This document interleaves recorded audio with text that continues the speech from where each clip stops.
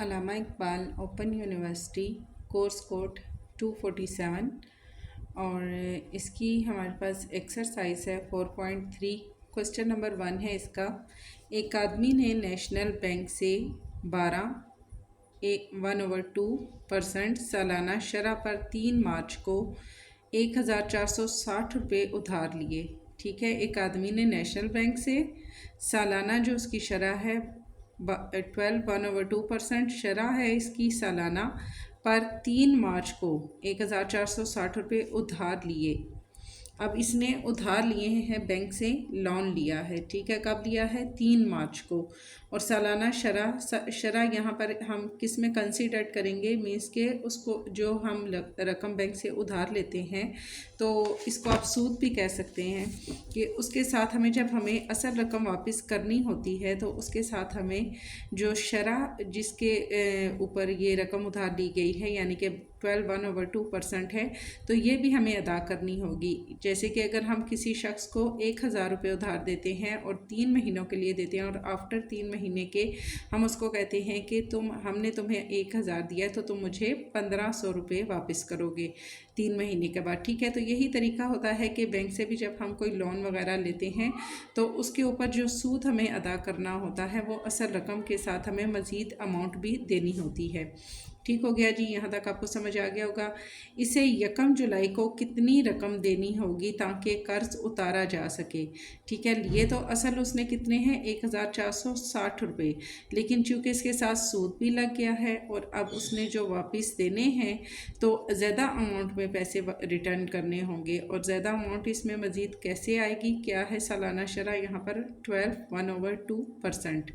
ठीक हो गया जी। तो सबसे पहले हम लिखते हैं असल ज़र हमारे पास क्या है? असल ज़र इज़ इक्वल टू हमारे पास है 1460 रुपये जो कि उसने क्या किया? उधार लिए। शरह इस पे हमारे पास क्या आ रही है कि शरह के हिसाब से उसको रिटर्न करने होंगे 1/2%। इसको अगर हम यहीं पे सॉल्व कर लेते हैं तो 12 टूज़ा हमारे पास होता है 24, 1 इसमें प्लस किया तो हमारे पास आ जाएगा 25/2। मज़ीद अगर हम इसको आगे सॉल्व करते हैं, हम इसको अगर डिवाइड कर लेते हैं तो हमारे पास जो इसका आंसर आएगा, कैलकुलेटर पे हम इसको देख लेते हैं। ठीक है, 25/2 है। 25 को हम डिवाइड करते हैं अगर 2 पे इज़ इक्वल टू हमारे पास आता है 12.5 और साथ आ जाएगा परसेंटेज का हमारे पास साइन। ठीक है जी, यहीं पर हमने इसको सॉल्व कर लिया। अब हमारे पास मुद्दत हमने आगे लेनी है। सिंपल वही क्वेश्चन हमारे पास आ रहे हैं जो हमने पीछे किए थे मुद्दत। बात सिर्फ ये है कि थोड़ा सा अगर आप क्वेश्चन को समझ लें तो इजीली आपको जो क्वेश्चन है ना वो अगर आपको समझ आ जाता है तो आपको आसानी से उसको फिर सॉल्व भी कर सकते हैं। मुद्दत हमारे पास यहाँ क्या है? 3 मार्च को उसने लिए। ठीक है, और 1 जुलाई को उसने रकम वापस देनी है। 3 मार्च को उसने लिए, 3 मार्च। ठीक है, मार्च का महीना आ गया और मार्च के बाद हमारे पास आ जाता है अप्रैल, फिर आता है हमारे पास मई, जून एंड जुलाई। और जुलाई की कितनी तारीख को? 1 जुलाई को उसने इसे रिटर्न करना है। अब हम इसमें देख लेते हैं कि हमारे पास जो मुद्दत बन गया वो कितने मंथ हैं? 1 2 3 4 एंड 5 मंथ बन रहे हैं। अब हमने डेज फाइंड करने हैं क्योंकि पूरे महीने तो यहाँ पर दिए नहीं गए। यहाँ पर दिया क्या है कि 3 मार्च को उसने लिया है और 1 जुलाई को उसने वापस करना है। अगर हम मार्च का महीना लेते हैं, मार्च में हमारे पास 31 दिन होते हैं। ठीक है, लेकिन उसने क्या किया कि 3 मार्च को लिया था तो 31 में से अगर हम 3 माइनस करते हैं तो रिमेनिंग हमारे पास जो डेज आते हैं वो है 28। ठीक हो गया। अप्रैल हमारे पास होता है 30 डेज़ का, मई हमारे पास होता है 31 दिनों का, जून हमारे पास होता है 30 दिन का और जुलाई 1 जुलाई को उसने क्या करना है? अमाउंट को वापस करना है। यानी कि कितने डेज़ उसने अमाउंट इस्तेमाल की? जो अमाउंट उसने उधार ली थी वो कितने डेज़ के लिए उसने यूज़ की? 20 मार्च के 28 डेज़, अप्रैल के 30, मई के 31, जून के 30 और 1 जुलाई हमारे उसने ये चीज़ रिटर्न करनी है। इन सब को अगर हम प्लस कर लेते हैं तो हमारे पास ये आता है 28 को हम प्लस करते हैं 30, 31 एंड अगेन 30, 190 और 1 डे उसने जुलाई का भी इसमें हम ऐड कर ले तो हमारे पास आ जाता है 120। मीन्स के 120 डेज़ उसने इस अमाउंट को यूज़ किया। ठीक है, 120 डेज़ उसने अमाउंट को यूज़ किया। तो यहीं पर हम इसको देख लेते हैं। अगर हम सालाना शरह के हिसाब से दिया गया है, सालाना शरह के हिसाब से अगर उस पर सूद या उस पर एक्स्ट्रा अमाउंट लगाई गई है तो सालाना में हमारे पास डेज़ कितने होते हैं? हमारे पास सालाना में डेज़ होते हैं 365। ठीक है, तो 120 ओवर 365, क्योंकि ये दोनों हमारे पास डेज़ हैं, इसको हम साल में तो कन्वर्ट नहीं कर सकते। 120 डेज़ हैं, ये हमारे पास मंथ में ही बनेंगे। तो मंथ के हिसाब से भी हम कर सकते हैं, डेज़ के भी हिसाब से कर सकते हैं, बट इजी तरीका ये है कि हमने यहाँ पे डेज़ फाइंड किए हैं। तो यहाँ नीचे भी साल के जो हमारे डेज़ बनते हैं 365, वही हम इसके साथ ओवर में ले लेते हैं। फाइंड हमने क्या करना है कि कुल कितनी रकम वो अदा करेगा, कुल रकम हमने फाइंड करनी है जो कि उसने अदा करनी है। ये हमने क्या करनी है, इसमें फाइंड करनी है। तो यहाँ पर हम इसका जो फार्मूला पहले लेंगे वो हमने क्या लेना होगा, हमारे पास होगा मार्कअप का मार्कअप। ठीक है, और ये बुक में आपके फार्मूला पीछे लिखा हुआ है मार्कअप, और फिर आएगा हमारे पास असल ज़र, मल्टीप्लाई हमारे पास आ जाएगा इसमें मुद्दत, चूँकि मुद्दत भी हमारे पास मौजूद है, मल्टीप्लाई हमारे पास आता है शरह, और ये वाला फार्मूला हमने पीछे यूज़ भी किया है। ठीक है, पिछले वाले हमने एक्सरसाइजेस में, और नीचे हमारे पास इसका आ जाएगा 100। मार्कअप हमने फाइंड करने के लिए फार्मूला लेना है असल ज़र मुद्दत शरह। यहाँ हमारे पास असल ज़र भी मौजूद है, मुद्दत भी मौजूद है, और हमारे पास शरह भी मौजूद है। ओवर हम लेते हैं इसका 100।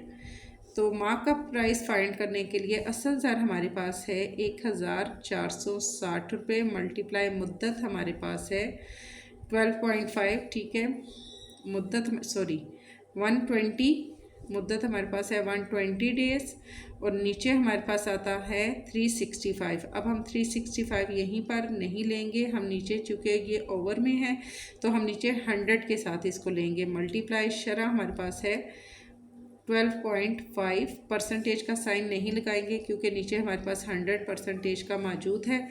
तो यहाँ हमारे पास 100, ये हमारे पास परसेंटेज का भी आ जाएगा, और मल्टीप्लाई 120 डेज़ के नीचे हमारे पास डेज़ कितने थे 365, इनको भी हम यहाँ पर लिख लेंगे।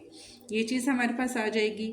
यहाँ हमने इसको क्या करना है, हम देखते हैं कि कौन सा हमारे पास कोई चीज़ कट होती है तो हम उसको कट करते हैं। ये ज़ीरो हमारा इस ज़ीरो से कट हो गया, ये वाला ज़ीरो हमारा 146 एंड ज़ीरो से कट हो जाता है, तो रिमेनिंग अमाउंट हमारे पास आती है 146 मल्टीप्लाई 12 मल्टीप्लाई 12.5, और नीचे 365 को 1 से मल्टीप्लाई करें तो 365 ही हमारे पास आता है। इज़ इक्वल टू हम इसका लेते हैं 146 को हम मल्टीप्लाई करते हैं 12 से, फिर हम इसको मल्टीप्लाई करते हैं 12.5 से, इज़ इक्वल टू हमारे पास आता है 219 एंड 00, 219 एंड 00, और नीचे हमारे पास 365 को अगर हम 1 से मल्टीप्लाई करें तो हमारे पास 365 ही आता है। इसको हम डिवाइड करते हैं 365 पे, तो हमारे पास आता है इज़ इक्वल टू 60 रुपये। ठीक है, 60 रुपीज़ टोटल हमारे पास जो इसका आंसर आता है वो हमारे पास आएगा 60 रुपीज़। अब हमने क्या करना है, हमने कुल रकम फाइंड करनी है कि टोटल वो कितनी अमाउंट उसको वापस करेगा। तो टोटल अमाउंट हमने जब फाइंड करनी है तो उसमें हमने असल ज़र भी लेनी है, यानी असल अमाउंट है वो भी उसने वापस करनी है, और इसके अलावा मार्कअप प्राइस जो है जो कि उसने एक्स्ट्रा रुपए उनको देने हैं, यानी 60 रुपये फ़र्ज़ करें कि सूद के हिसाब से वो ज़्यादा ले रहे हैं बैंक वाले, तो वो तो हमने मार्कअप प्राइस हमने फाइंड कर ली। ठीक है, और अब हमने टोटल अमाउंट जब फाइंड करनी है तो टोटल पहले उसने उधार कितनी ली थी 1460 रुपये प्लस एक हाँ जी 1460 रुपये है असल हमारे पास, प्लस ऊपर उसने अदा करने हैं 60 रुपये मज़ीद इसने ऊपर देने हैं 146 एंड मज़ीद हमारे पास जो अमाउंट है 60, इनको हम अगर प्लस करते हैं प्लस 146 इज़ इक्वल टू हमारे पास आता है 152 ये जो टोटल अमाउंट है ये उसने बैंक को रिटर्न करनी है। लिए उसने कितने हैं 1460 रुपये, वापस उसने करने हैं 1520 रुपये। चूँकि इसके ऊपर 60% जो हमारे पास शराब कह सकते हैं या 60 रुपये एक्स्ट्रा जो उन्होंने सूद के हिसाब से लेने होते हैं वो उसने इसमें ऐड करके उनको वापस करने हैं। ठीक है, और एक और होता है कि हमारे पास मार्कअप प्राइस जो हम फाइंड कर रहे हैं, मार्कअप का मतलब क्या है? मार्कअप का मतलब होता है कि जब हम बैंक के अंदर अपनी अमाउंट रखते हैं तो हमें जो मुनाफा उसमें प्रॉफिट मिलता है उसको हम मुनाफा कहते हैं, बट जब हम बैंक से लोन लेते हैं और उसके ऊपर हमें टैक्स देना पड़ता है या हम उसको सूद कहें या टैक्स कहें, कुछ भी हम उसको नाम दे दें, तो उसको कहा जाता है मार्कअप प्राइस। ठीक है, तो यहाँ हमने इसकी मार्कअप प्राइस हमने फाइंड कर ली है।